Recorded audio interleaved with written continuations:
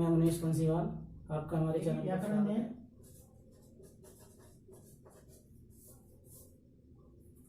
पाणिनि शिक्षा है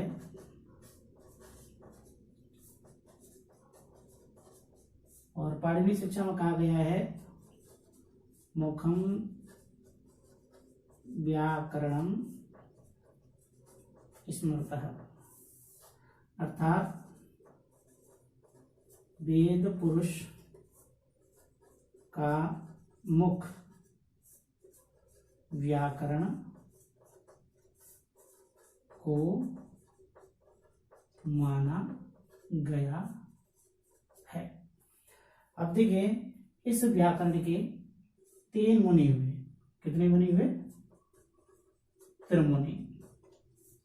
और उनकी जो रचना है उनको बोलते हैं हम तदुक्ति। रचनाओं को क्या बोलते हैं? तदुक्ति। तो सबसे पहले देखिए हुए थे आपके पाणिनि, इन्होंने लिखा था अष्टाध्यायी।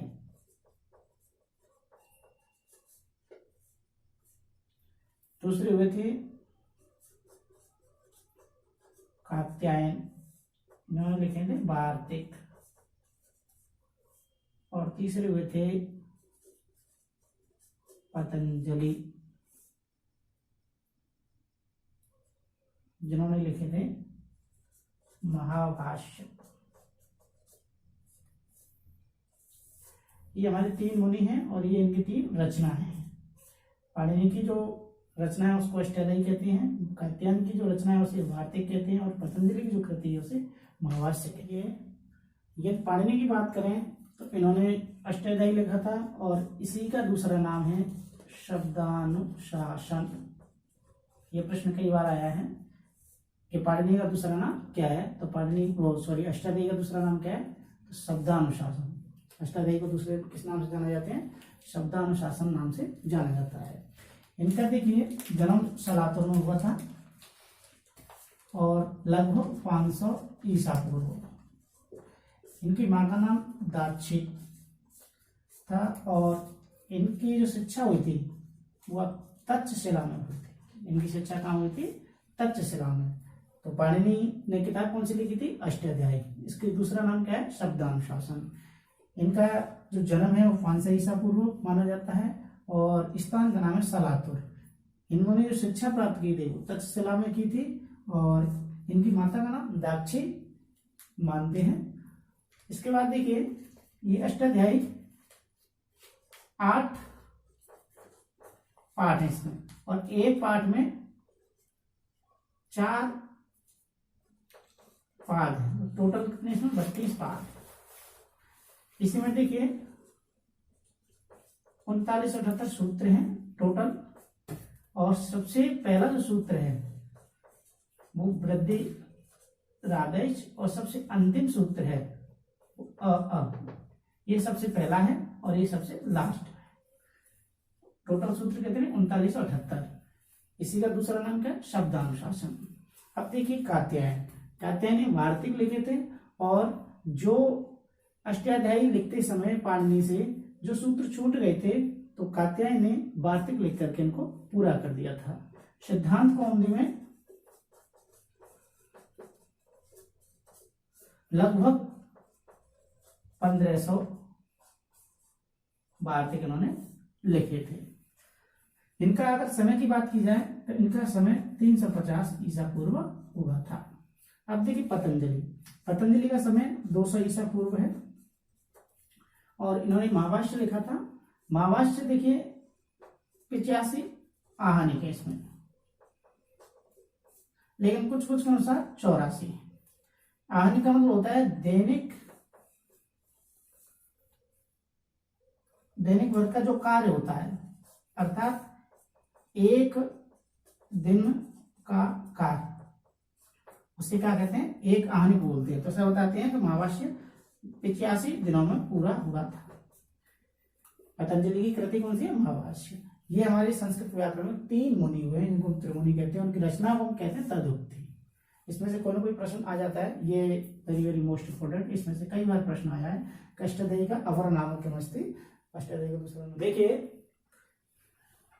ये हमारे माहेश्वरी सूत्र हैं और इनमें से कोई ना कोई प्रश्न जरूर आता है।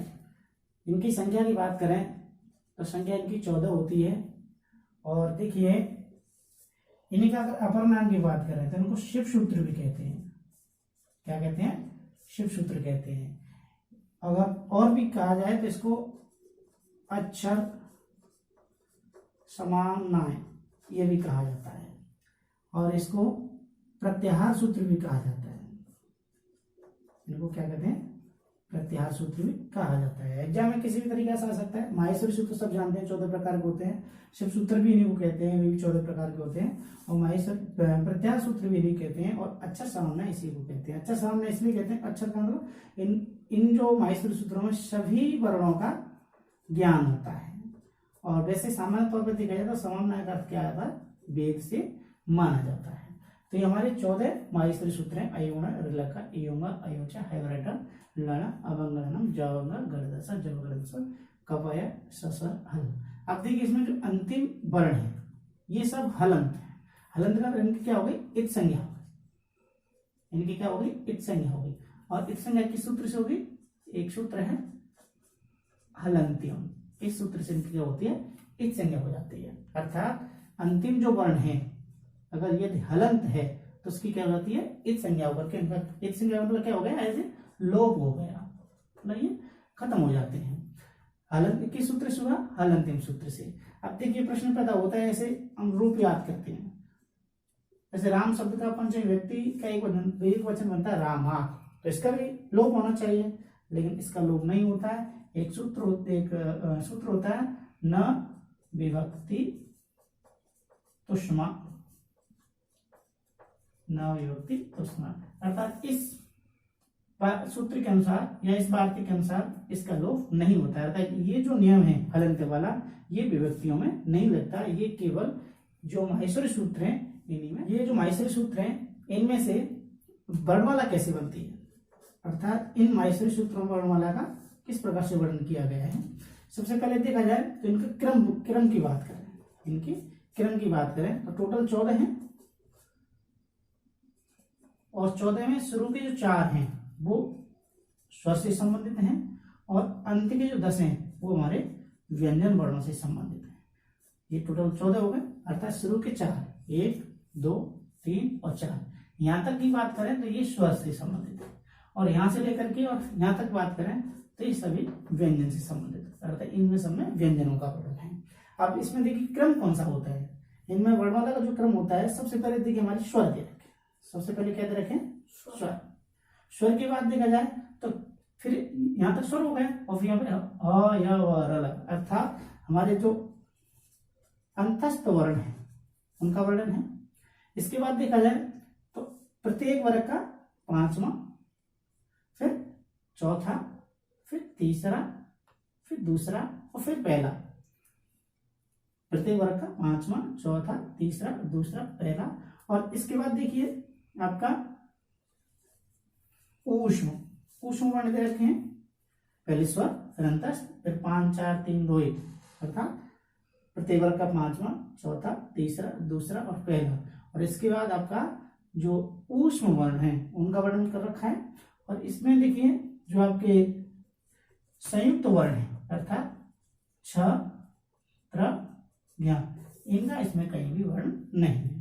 तो वर्णमाला इसके अनुसार अगर क्रम पूछा जाए तो क्रम में सबसे पहले 5वां, चौथा, तीसरा, दूसरा, पहला। सबसे पहले मतलब स्वर, अंतस्थ। और टोटल कितने होते हैं हमारे? 14।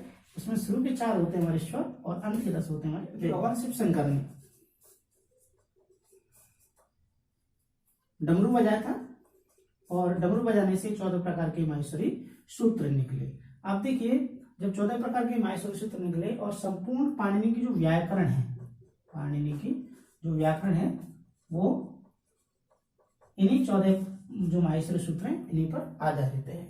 अब इसमें देखिए इनसे आगे चल के क्या बनते हैं? प्रत्याहार बनते हैं। आगे चल के क्या बनते हैं? इनसे प्रत्याहार बनते हैं। इनको सर वर्णमाला किस प्रकार से हो जाती है? देखिए इनमें सबसे पहले स्वरों का वर्णन दे रखा है, और स्वरों में कौन कौन से देखिए? अ, ई, उ, रे और आपका रे, ये टोटल 5।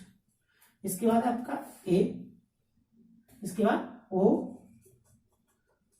आई और 4 वर्ण ये रखे हैं, तो टोटल कितने हो गए 4। टोटल हमारे हो गए इनमें 9, अर्थात स्वर कितने हो गए 9। माहेश्वरी सूत्र के अनुसार टोटल स्वर हमारे कितने हो गए 9। इसके बाद व्यंजन, व्यंजन की बात करें तो देखो क से लेकर के म तक 25। इनको हम क्या बोलते हैं, उदित वर्ण भी बोलते हैं और स्पर्श वर्ण भी बोलते हैं। ये संख्या कितने हो गए हमारे 25, क से लेकर के म तक। इसके बाद देखिए अगला देखा जाए तो इसमें य व र ल 4 ये हो गए और श श और ह और 4। तो ये आपके 25 और 4 टोटल मिला के आपका 33 हो गए और 33 और 9 ये 42 हो जाते हैं।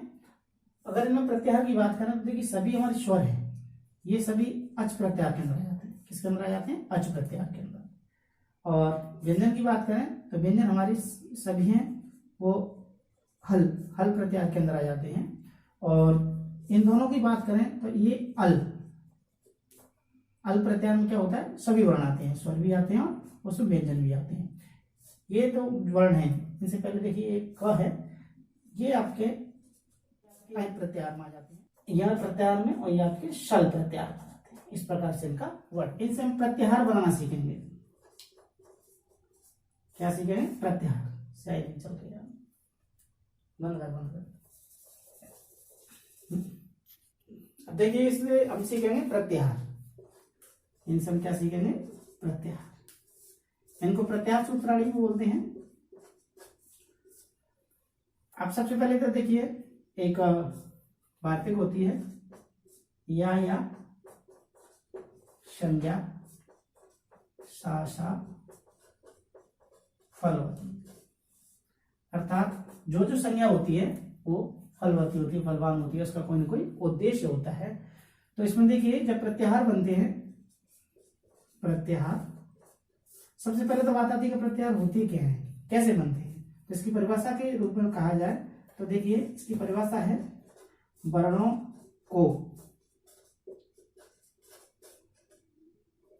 को संक्षिप्तीकरण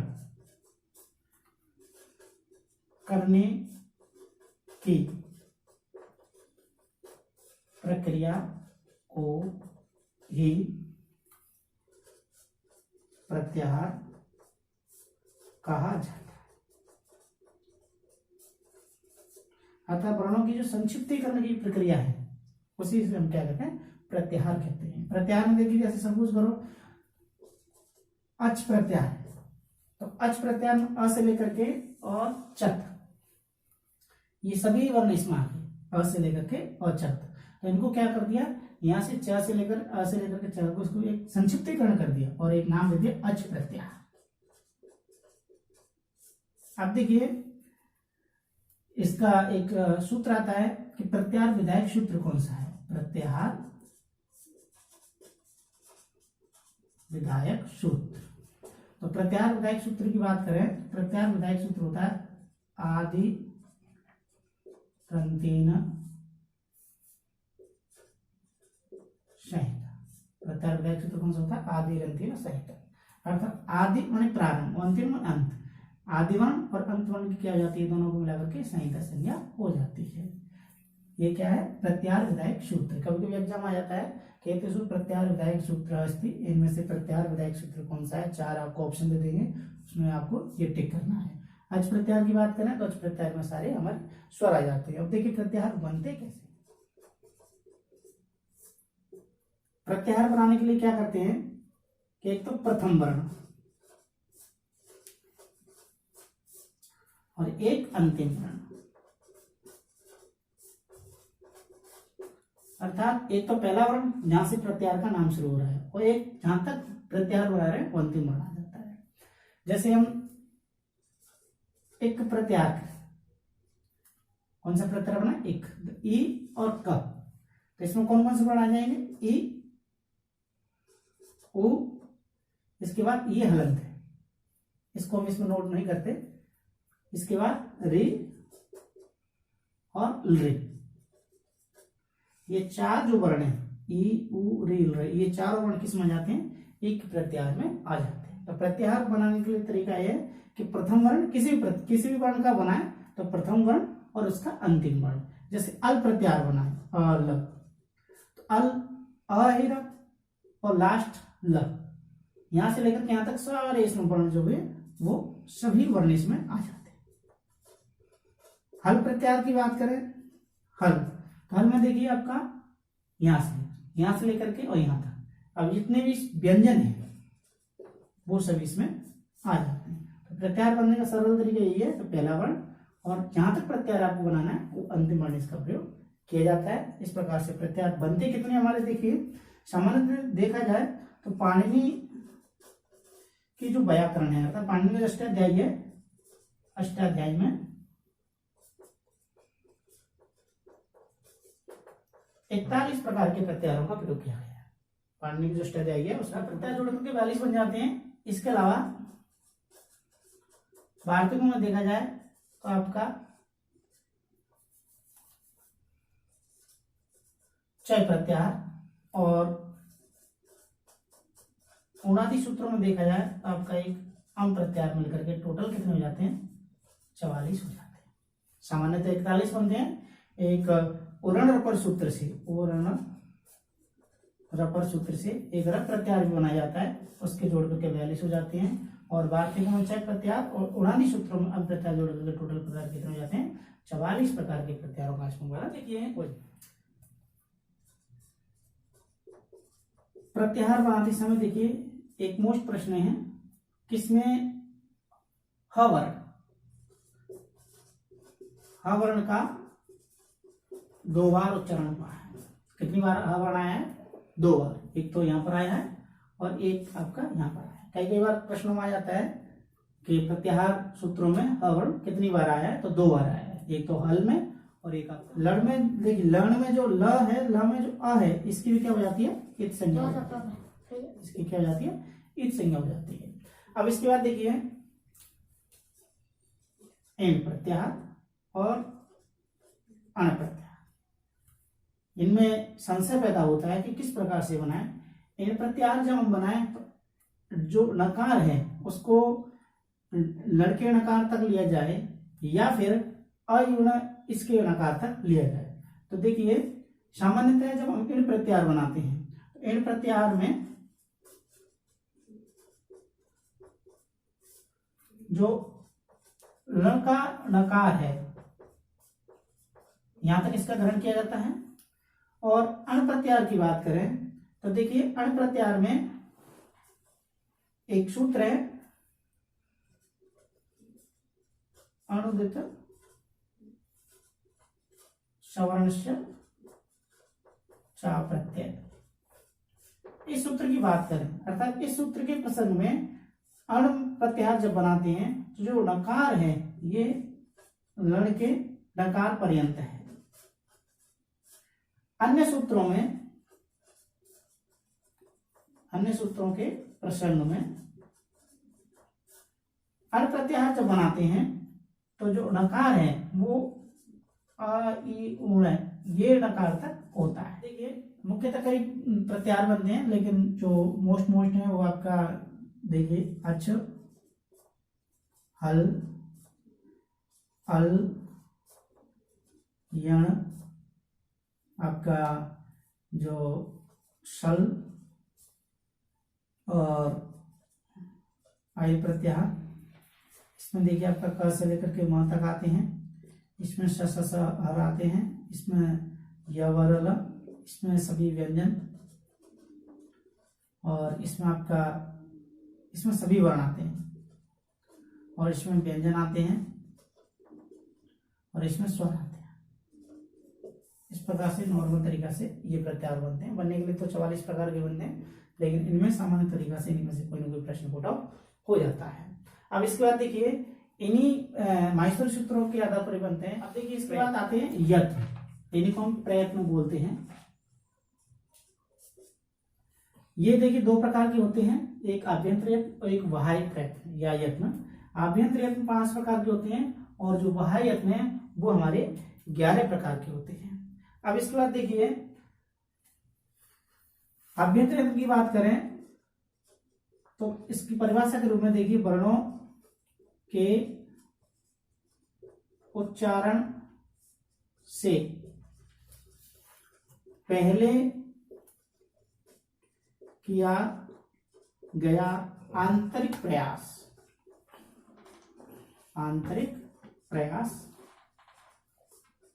कोई आभ्यंतर यत्न कहते हैं। कौन सा प्रयास? आंतरिक प्रयास। ये कितने प्रकार के होते हैं? हमारे 5 प्रकार के। सामान्यतः 5 प्रकार के होते हैं, लेकिन इसमें देखिए अगर भाषा विज्ञान की बात करें तो भाषा विज्ञान के अनुसार 4 प्रकार का होता है। सिद्धांत कौमुदी के अनुसार भी कितने प्रकार का होता है? 4 प्रकार का। सिद्धांत कौमुदी के अनुसार भी कितने प्रकार का होता है? 4 प्रकार का होता है। भाषा विज्ञान के अनुसार भी कितना प्रकार का होता है? 4 प्रकार का। लेकिन सामान्य तौर पर देखा जाए तो ये 5 प्रकार के होते हैं। 5 प्रकार के कौन कौन से होते हैं? सबसे पहले आता है इसका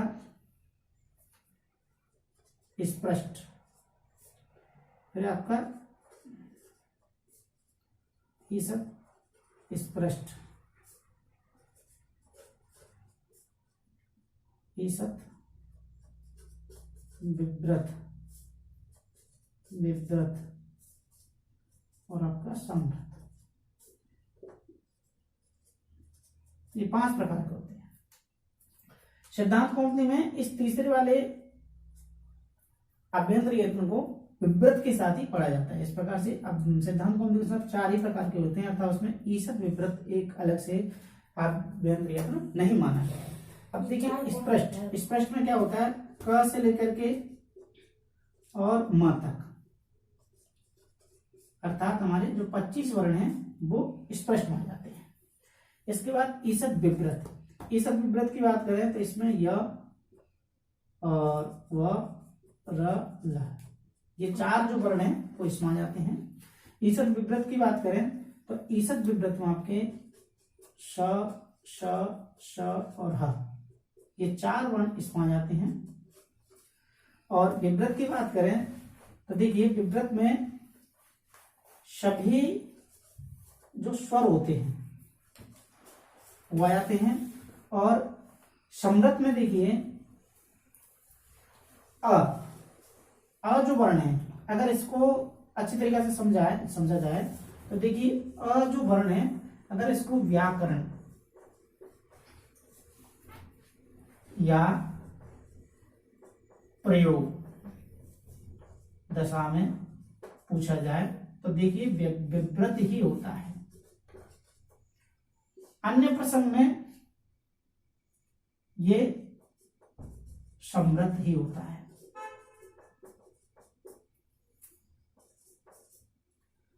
जो अ है, ह्रस्व अ, केवल बात कौन सी है? ह्रस्व अ। ह्रस्व अ व्याकरण की दिशा में देखा जाए तो कौन सा होता है? विव्रत होता है। अन्यथा लौकिक दशा में देखा जाए तो आपका समृत ही माना जाता है। ये एक बात केवल ह्रस्व अ की है। अगर आ है तो ये आपका ईसत इसमें विव्रत में चला जाता है, वो समृत की बात आती है वायव्रत। तो देखिए इसकी परिभाषा के बारे में कहा जाए तो वर्णों के उच्चारण हेतु जो बाहरी प्रयास किया जाए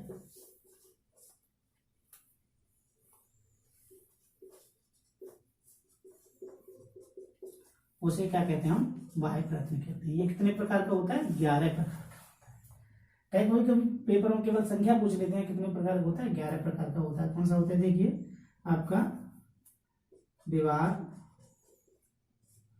संवाद, श्वास, नाद, घोष, अघोष, अल्प प्राण, महाप्राण, उदात्त, अनुदात्त और स्वरित। ये हमारे कितने प्रकार के होते हैं? 11 प्रकार के होते हैं। अब देखिए व्यवहार, समास, श्वास, नाद, घोष, अघोष, अल्पप्राण, महाप्राण, उदात्त, अनुदात, स्वर। इसमें देखिए थोड़ी सी अगर ट्रिक बनाई जाए तो इस अ को यहाँ लिख दो और यहाँ केवल घोष कर दो, तो जो अघोष पहले नीचे दे रखा था वो अब ऊपर हो गया और ऊपर जो घोष दे रखा था वो नीचे हो गया। अब देखिए इसके आधार पर एक ट्रिक बनाए तो ऐसे पहला, तीसरा और आपका ये हो गया। इसके बाद देखा जाए तो ये हो गया, इनका ग्रुप बन गया विवाह और इसके बाद श्वास और अघोष। एक ग्रुप ये बन गया। दूसरा ग्रुप की बात करें तो संवाद, नाम और घोष, एक ग्रुप इनका ही हो गया। ये दो इनके क्या हो गए? समूह हो गए। अब देखिए कोई भी वर्ण, अगर विवाह है तो श्वास भी होगा, अगर श्वास है तो अघोष भी होगा, संवार है तो नाद भी होगा और नाद है तो घोष भी होगा। मतलब कोई भी वर्ण इन तीनों में से तीनों ही हो। इनके वर्णों की बात की जाए तो विवाह, श्वास, अघोष, ये जो ग्रुप है अर्थात ये जो समूह है, इसमें आपका खर प्रत्याहार के जो भी वर्ण आते हैं वो आते हैं। और खर प्रत्याहार में कौन कौन से आते हैं? 1, 2, अर्थात प्रत्येक वर्ग का पहला और दूसरा। ये किसका है? प्रत्येक वर्ग। हमारे 5 वर्ग हैं, क, च, त्र, त, प। ये हमारे 5 वर्ग हैं और इनमें देखिए जो भी पहला और दूसरा वर्ण है अर्थात पहला और दूसरा, प्रत्येक वर्ग का पहला और दूसरा वर्ण और स और विसर्ग, इनका जो वर्ण आते हैं वो विवाह, श्वास और अघोष में आते हैं। अर्थात जैसे क है तो क वर्ण विवाह भी है, श्वास भी है और अघोष भी है। इसमें देखिए इस वाले जो समूह है इसमें हस्त प्रत्याहार के वर्ण आते हैं। इसके सूत्र में देखिए अष्ट समारा नादा घोषाष्ट और खरो विवारा श्वासा अघोषाष्ट।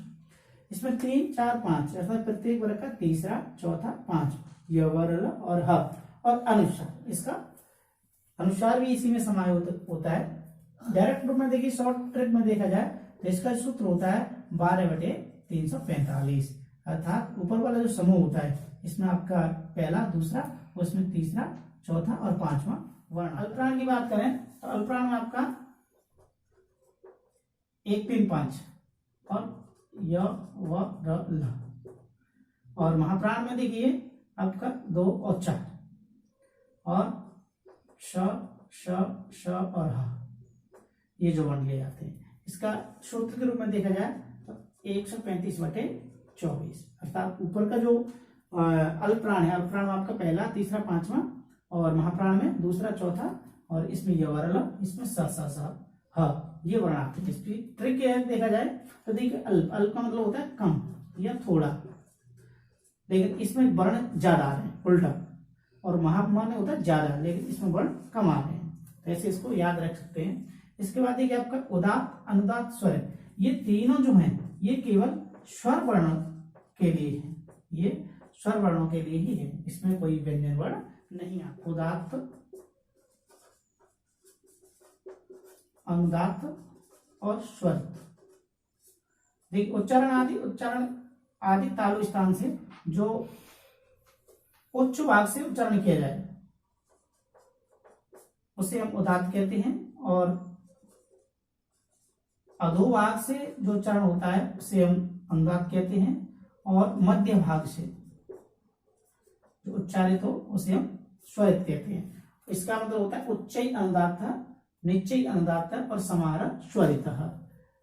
इसमें देखिए उदात्त के लिए हम किसी प्रकार का चिन्ह का प्रयोग नहीं करते, अनुदात्त के लिए नीचे रेखा बनाते हैं और स्वरित के लिए खड़ी पाई का प्रयोग किया जाता है।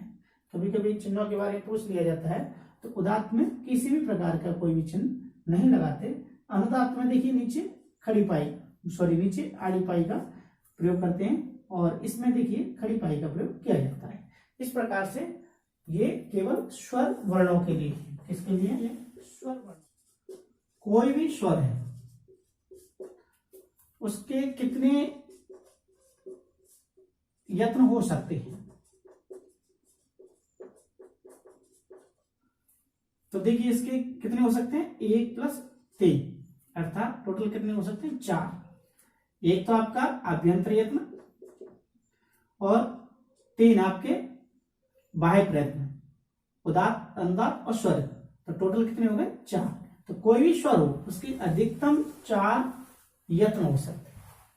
कोई भी स्वर है उसके यत्न कितने हो सकते हैं? 4। इनमें से आभ्यंतर यत्न कितने हो सकते हैं? 1। और बाह्य यत्न कितने हो सकते हैं? अब कोई भी व्यंजन वर्ण है उसकी अगर बात करें तो आभ्यंतर यत्न 1 हो गया, और बाह्य यत्न की बात करें 3 + 1, अर्थात 3 जो समूह बनाए थे उसमें 3 हो गया, और 1 अल्पप्राण या महाप्राण, और टोटल कितने हो गए हमारे? 5। आभ्यंतर यत्न कितना हो गया? 1, और बाह्य यत्न कितना हो गया? 3, 1 = 4, अर्थात 3 आपके, जैसे आपका विवाह, संवाद, श्वास, नाद, घोष, अघोष, ये 3 दिन का जो ग्रुप बनाया था, तो कोई भी वर्ण है, जैसे सपोज करो क है, अब क व्यंजन है और इसके प्रयत्न की पूछा जाए तो इसके टोटल जो यत्न, आभ्यंतर यत्न की बात करें, आभ्यंतर यत्न तो 1 हो गया। प्रत्येक, चाहे स्वर हो चाहे व्यंजन हो, आभ्यंतर यत्न एक वर्ण का 1 ही होता है। आभ्यंतर यत्न एक वर्ण का 1 ही होता है।